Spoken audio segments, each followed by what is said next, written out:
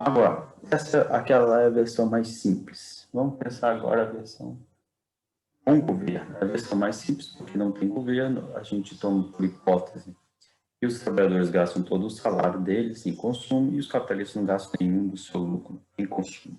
Agora nós vamos incorporar o setor governo. E ao incorporar o setor governo, o que nós vamos ter? Que o setor de bens de consumo, a receita agora vai ampliar. Antes, a receita era dependente dos salários pagos no próprio setor de bens de consumo, mais os salários pagos no setor de bens de investimento. Com o governo, também vai entrar na forma os salários pagos pelo próprio governo. Então, os salários que o governo paga aos seus funcionários vão ser os seus funcionários vão usar esses salários para comprar bens de consumo e, portanto, vão aumentar a demanda e a receita do setor produtor de bens de consumo. Mas agora que temos governo, temos também não só salários pagos, mas transferências realizadas pelo governo. Então, os salários pagos são pagamentos em contraprestação de serviço. Transferências não tem nenhum serviço envolvido. Pode ser, sei lá, pensão de aposentadoria, transferência de seguro-desemprego, enfim, coisas do gênero. Então, são os salários pagos mais as transferências. Também as transferências têm um impacto positivo na demanda pelos bens de consumo e menos os tributos sobre os salários. Então, aqui é a taxa do tributo que incide sobre os salários pagos por todos os setores. O setor bem de consumo, o setor de investimento e o setor governo. Então, os lucros aqui vão ser maiores, quanto maior for os salários pagos do governo e as transferências feitas por governo, e quanto menor for a tributação sobre os salários. Certo?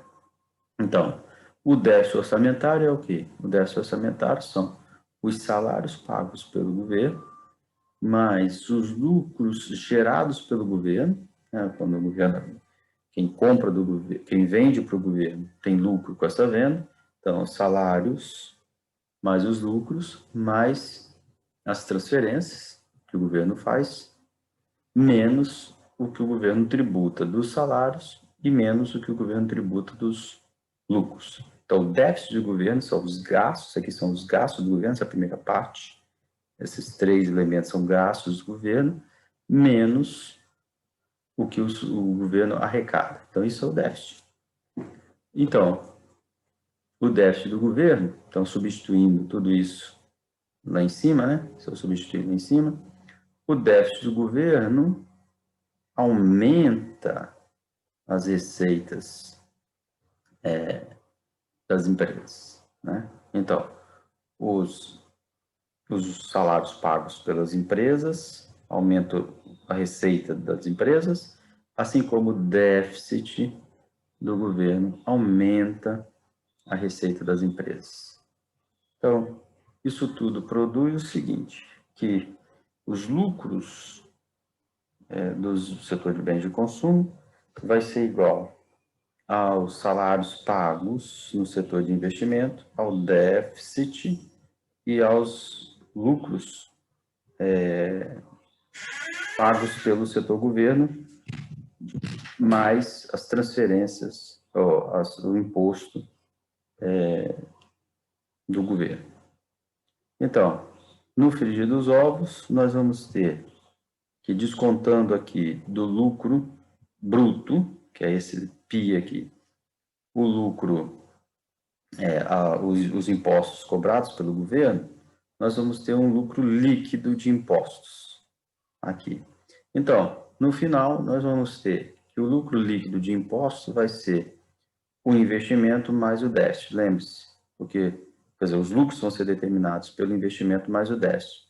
Porque a gente sabe do passado que o lucro no setor de investimento e o lucro no setor de bens de consumo é igual ao investimento. E se adicionamos o déficit, ele também amplia o lucro líquido de impostos das firmas. Então, os lucros após os impostos, o líquido de impostos, são iguais ao investimento mais o déficit do governo. Então, ao contrário, geralmente, do que se fala, pregou por aí, que é ao contrário da lógica, óbvio, o déficit do governo gera lucro para as empresas. Assim como os investimentos, o déficit do governo gera lucro para as empresas. Como assim? Óbvio que se o governo gasta mais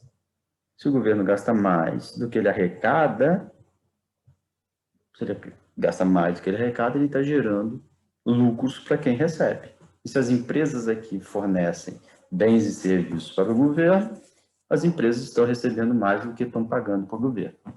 Isso é uma coisa óbvia e lógica, mas a gente não pode esperar a lógica do debate público, né? Então, essa é a lógica pura e simples. O lucro com o governo significa que quanto maior o déficit do governo, maior os lucros.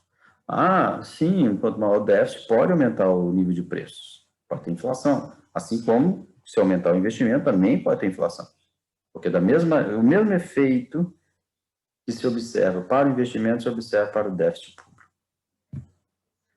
Finalmente, nós temos a versão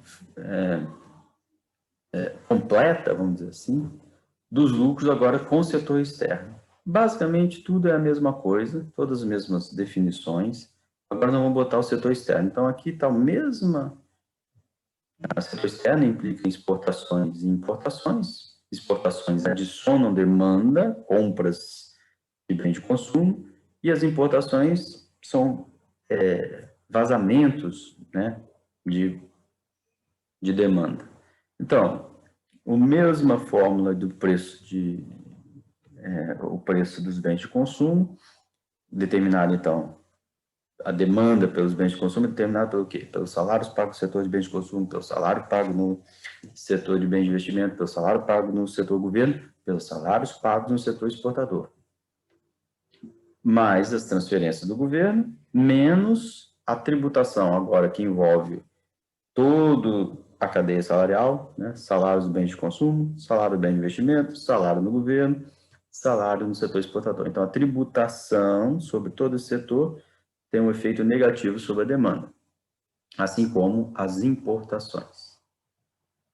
Então,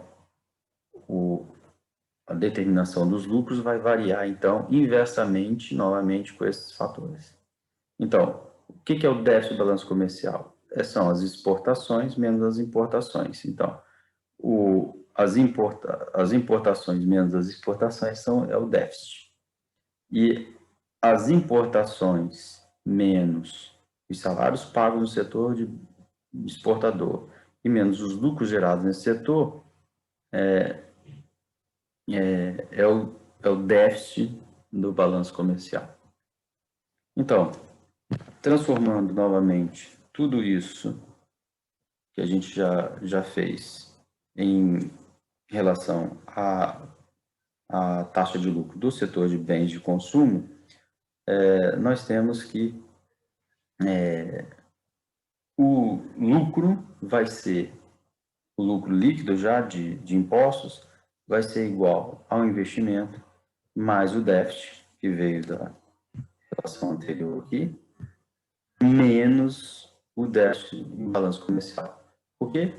Como eu disse, porque toda exportação significa aumento de demanda, portanto, aumento dos lucros, e toda importação significa redução da demanda, portanto, vazamento de lucros.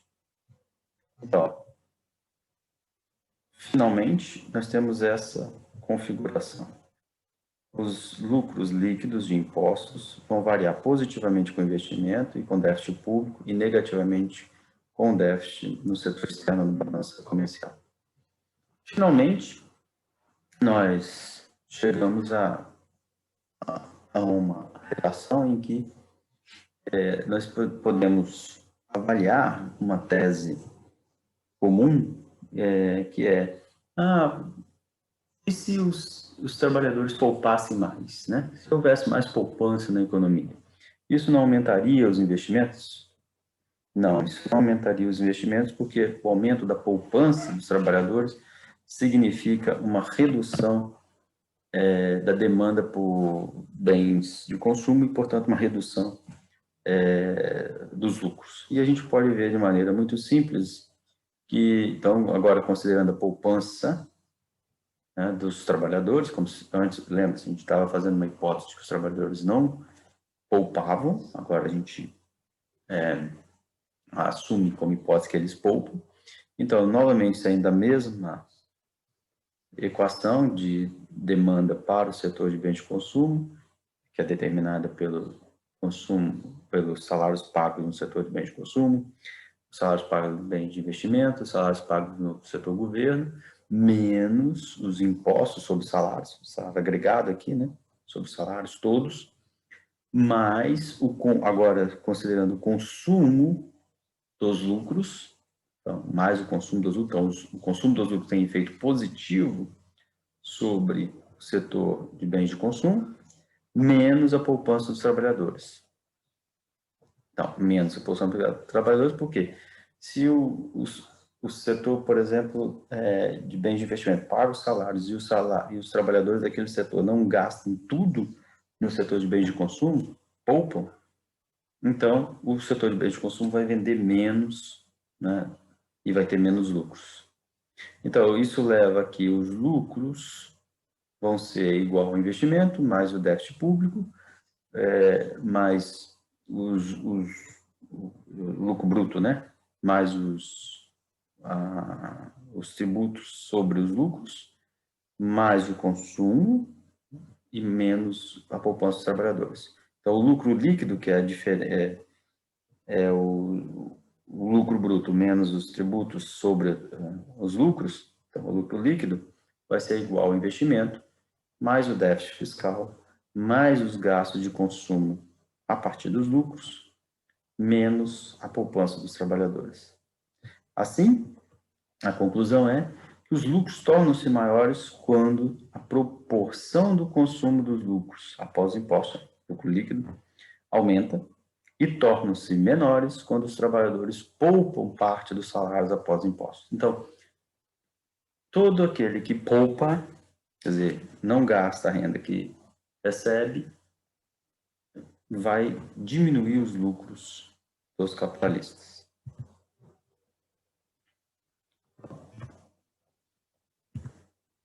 Essa conclusão, eu vou falar agora. Então, essa conclusão ela é fundamental porque aqui está definido os fatores fundamentais que determinam os lucros dos capitalistas, lucros que vão determinar a capacidade das empresas de pagarem suas dívidas contratuais de financiamento feitas no passado, seu estilo de negócio e seus custos operacionais, mais a rentabilidade esperada pelos proprietários dos bens de capital. Então, é isso que determina o lucro das empresas. E observem que entre os determinantes está o próprio investimento dos capitalistas. Então, os capitalistas do futuro têm que estar pensando que vão ter lucro mais adiante para fazer os investimentos de forma que tenha lucro suficiente para pagar os financiamentos do passado e ainda dar lucro. Então, esse encadeamento é que é muito instável para o Minsky, porque todo investimento, a gente já vai ver isso, envolve financiamento. Todo investimento envolve financiamento. Então, é dessa relação, por isso que ele fala que lucros iguais a investimento é fundamental na economia capitalista. É dessa relação que ele vai desenvolver a instabilidade financeira.